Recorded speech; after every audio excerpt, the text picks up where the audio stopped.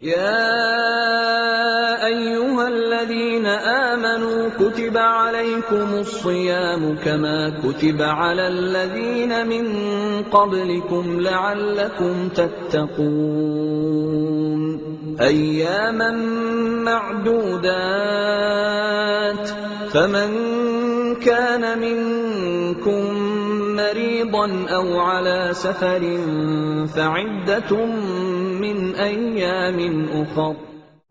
بسم اللہ الرحمن الرحیم الحمد للہ رب العالمین وصلی اللہ علی محمد وآلہ الطاہرین ولعنۃ اللہ علی اعدائہم اجمعین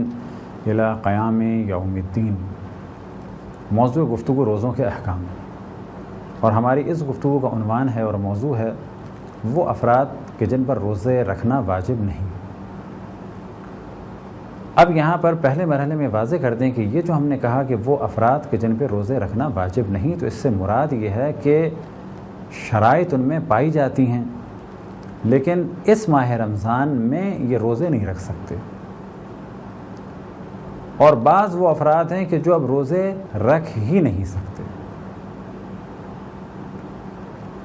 وہ افراد کے جو روزے رکھ ہی نہیں سکتے، فرض کریں کہ کوئی اتنا بوڑھا شخص ہو کہ جو روزے رکھ ہی نہیں سکتا، اس کے لیے رکھنا ممکن ہی نہیں ہے۔ اتنا بوڑھا شخص مثال کے طور پہ کوئی 100 سال کا ہے، بہت زیادہ کمزور نہیں فلاغر، اور ابھی روزے نہیں رکھ سکتا، تو کیا اس پر واجب ہے؟ کچھ تو کہا جائے گا اس پر نہ قضا واجب ہے، کیونکہ اب یہ قضا کر ہی نہیں سکتا، اور نہ ہی اس پر فدیہ واجب ہے۔ لیکن اگر کوئی شخص اتنا بوڑھا نہیں ہے یا اس کی ایسی حالت نہیں ہے کہ وہ روزے بالکل ہی نہ رکھ سکے، بلکہ یہ کہ اس کے لیے روزے رکھنا کچھ مشکل ہے، تھوڑا سا مشکل ہے، البتہ کون کہ جو بوڑھا ہے کافی، ورنہ تھوڑا بہت روزہ رکھنا مشکل تو سب کے لیے ہے۔ ایسا شخص کہ جس کے لیے روزہ رکھنا بالکل ناممکن تو نہیں لیکن کچھ مشکل ہے، مشقت کا سبب ہے، تو ایسا شخص بھی روزے تو نہیں رکھے گا، یعنی اگر اتنا بوڑھا ہے وہ، لیکن اسے ہر دن کے بدلے 1 مد طعام یعنی کم سے کم 750 گرام گندم یا جو یا کھانا دینا ہے کسی بھی ایک مومن فقیر کو، ایک دن کے بدلے 750 گرام۔ اب اگر 30 دن کا ماہ رمضان ہوا ہے تو یہ بن جائیں گے 22.5 کلو، البتہ اگر اللہ نے دیا ہے تو اس سے زیادہ دے تو بہتر ہے۔ کفارے کے بارے میں بیان ہوا تھا کہ 1 دن کے بدلے یا 60 روزے رکھنے ہیں یا 60 مسکینوں کو یعنی 60 افراد کو کھانا کھلانا ہے۔ فدیے میں ضروری نہیں ہے کہ وہ ایک آدمی کا فدیہ ایک کو دیا جائے، البتہ ایک آدمی کا فدیہ 750 گرام سے کم نہ کسی کو دیا جائے، یعنی اگر ہم کسی کو دینا چاہتے ہیں تو احتیاط یہ ہے، تاکید یہ ہے کہ اس آدمی کو 750 گرام سے کم نہ دیں۔ آیا 30 روزوں کا ایک ہی آدمی کو دے سکتے ہیں؟ 30 روزوں کا ایک ہی آدمی کو دے سکتے ہیں۔ یہاں پر لازم نہیں ہے کہ ایک آدمی کو 1 دن کا دیا جائے، تو کفارے کا الگ موضوع ہے اور یہاں کا الگ ہے، لیکن دونوں جگہ یہ شرط ہے کہ وہاں بھی کھانا دینا ہے اور یہاں بھی کھانا دینا ہے، پیسے نہیں دے سکتے۔ پیسے فقط اس صورت میں دے سکتے ہیں جب ہمیں یقین ہو کہ یہ فرد اتنا دیندار اور امانت دار ہے کہ جب ہم اسے پیسے دیں گے تو یہ ان پیسوں سے کھانا خریدے گا۔ فرض کریں ایک شخص ہے ضرورت مند کہ جسے ہم فدیہ یا کفارہ دے سکتے ہیں، اس میں شرائط پائی جاتی ہیں، ہم اس سے کہتے ہیں کہ یہ ہیں پیسے، اس سے تم 750 گرام گندم، یا یہ کہ ہم خوشی سے دے رہے ہیں کہ 1 کلو گرام گندم خریدنا، اور ہمیں معلوم ہے کہ امانت دار دیندار آدمی ہے، یہ اس سے 1 کلو گندم یا آٹا ہی خریدے گا، نہ یہ کہ اس کے بدلے ان پیسوں سے بجلی کا بل دے گا۔ تو اگر ایسا ہے تو پھر یہ کفارہ مانا جائے گا اور فدیہ بھی مانا جائے گا۔ بس پہلا وہ شخص کہ جو بہت زیادہ بوڑھا ہے، اس کے لیے روزہ رکھنا ممکن نہیں، اس پہ نہ قضا ہے اور نہ ہی فدیہ ہے، لیکن وہ کہ جو روزہ رکھ تو سکتا ہے لیکن بہت زیادہ اس کے لیے مشقت ہے،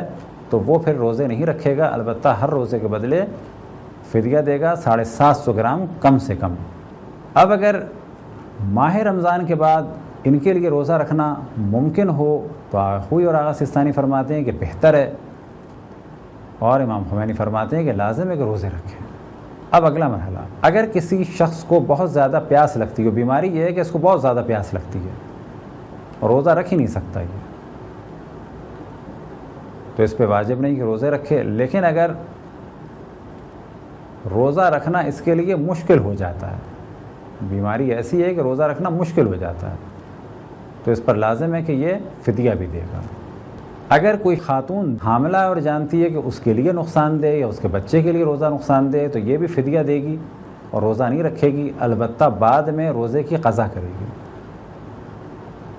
ایسا عام طور پہ وہاں پر ہوتا ہے کہ جب خواتین کو بہت زیادہ الٹیاں آتی ہیں اور وہ جانتی ہیں کہ اگر مجھے الٹیاں آئیں، 4-5 الٹیاں آئیں، اس کے بعد اگر نہیں کھاؤں گی تو میرے لیے بھی خطرناک ہے اور بچے کے لیے بھی خطرناک ہے، کیونکہ بچے کو بھی کچھ انرجی چاہیے ہوتی ہے اور وہ سب کی سب ملے گی کس سے؟ کھانے سے۔ اب اگر ماں روزہ رکھ لے، الٹیاں نہ ہوتی ہوں اور اس میں اچھی خاصی طاقت ہے تو بچے کے لیے نقصان دہ نہیں ہے اور اس پر روزہ رکھنا ضروری ہے، جتنے بھی روزے رکھ سکتی ہے۔ لیکن اگر ماں یا بچے کے لیے روزہ رکھنا خطرناک ہے تو پھر یہ روزہ نہیں رکھے گی، البتہ بعد میں قضا کرے گی، اور فی الحال ایک روزے کے بدلے 750 گرام فدیے کے طور پہ کھانا یعنی گندم یا آٹا یا جو یا خالص کھانا دے گی۔ اسی طرح سے اگر کوئی خاتون دودھ پلاتی ہے اور یہ جانتی ہے کہ اس بچے کی زندگی کا دار و مدار میرے دودھ پر ہے، اگر میں روزہ نہیں رکھوں گی تو اس کی غذا پوری نہیں ہو پائے گی اور اس کے لیے مشقت ہے، یا دن بھر روتا رہے گا یا یہ کہ اس کی جان کو خطرہ ہوگا۔ البتہ آج کل کے دور میں عام طور پر یہ والا پرابلم سولو کیا جا سکتا ہے کس چیز کے ذریعے سے کہ ماں تھوڑا سا دودھ پلا دے اور باقی جو سلسلہ ہے وہ کس سے پورا ہو جائے؟ وہ فیڈر سے پورا ہو جائے۔ لیکن آج کل کے دور میں بھی بعض دفعہ لازم ہو جاتا ہے کہ ماں روزہ نہ رکھے اور اپنے بچے کو اپنا دودھ پلائے۔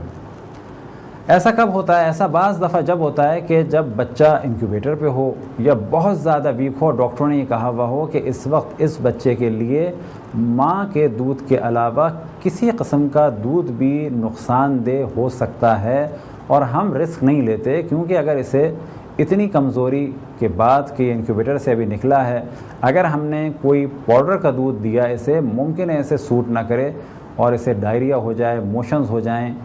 یا الٹیاں لگ جائیں تو اس کے لیے خطرناک ہوگا، لہٰذا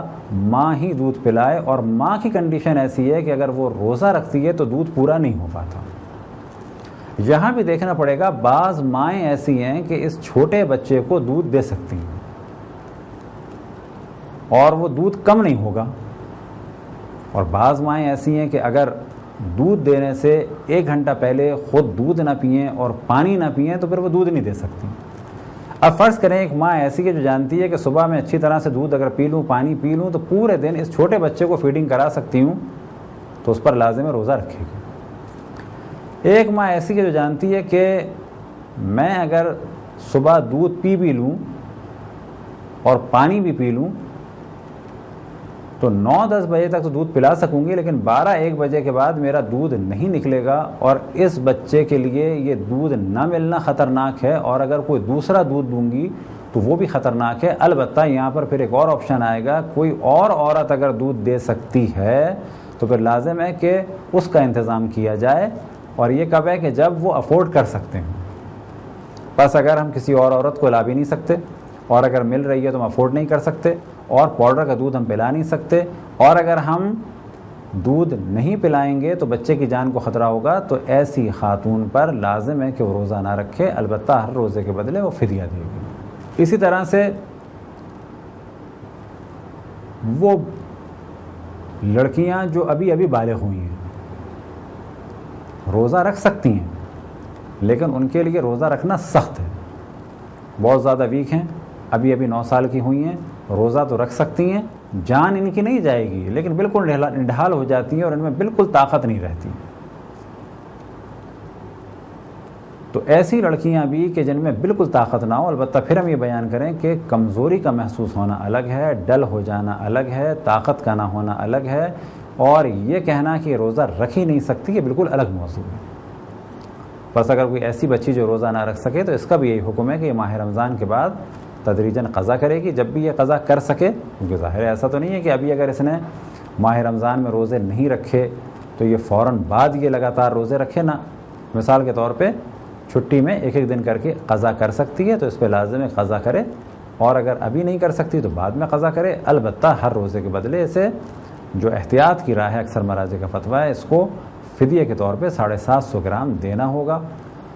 یہ تھے مختصر مسائل ان افراد کے بارے میں کہ جو روزہ نہیں رکھ سکتے۔ خداوند تبارک و تعالیٰ سے دعا ہے کہ بحق محمد و آل محمد ہمیں اپنے رسول، اپنی حجتوں،